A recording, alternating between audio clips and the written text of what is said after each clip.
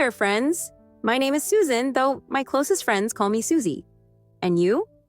Well, I think we're going to be great friends too. You see, I love stories, especially the kind that send shivers down your spine, make your heart race, or leave you smiling long after they're over. Today, I have a tale to share with you, one that stayed with me for a long time, so get comfortable, and let's begin. Have you ever sipped a cup of tea and felt just for a moment like the world around you slowed down? As if the steam carried a secret and the warmth in your hands was a tiny, fleeting hug? Well, my dears, that's exactly how little Elise felt every time she visited her grandmother's cottage by the willow trees.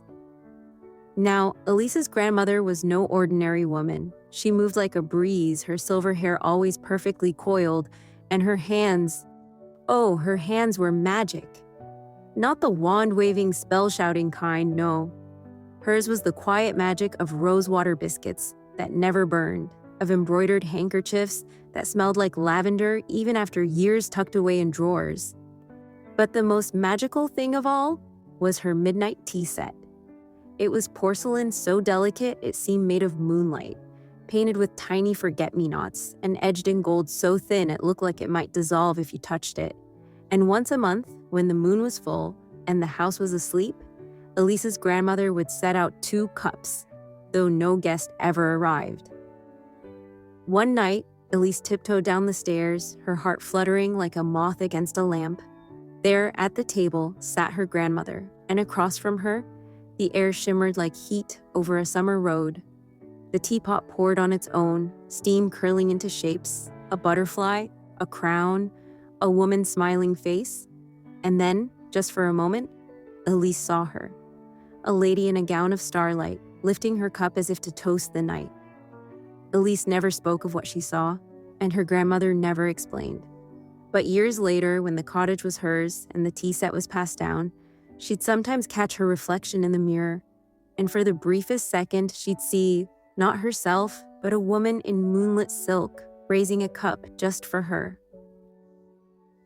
And so, my darlings, the story doesn't truly end there, because magic like this never really fades. You see, on quiet evenings when the moon is full and the willow branches brush against the cottage windows, you might just catch the faintest chime of porcelain, the whisper of a sip being taken. Some say the lady in starlight still visits, that she's been coming to that cottage for 100 years or more. Others say she's not a guest at all, but a part of the family waiting patiently between the ticks of the clock and the steep of the tea. As for Elise, well, she grew up to have a daughter of her own, a little girl with wide, curious eyes who loved to trace the forget-me-nots on that moonlit tea set.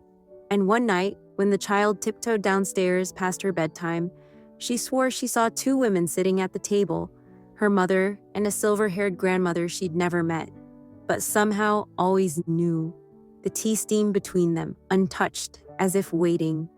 And the little girl? She didn't say a word. She simply pulled out the 3rd chair, the one that had always been there, and sat down. And just like that, our story comes to an end. But don't worry, there are plenty more where that came from. Until next time, dear friends, when we meet again for another tale, sleep well, dream deep, and I'll see you soon. Until the next video, with a new story.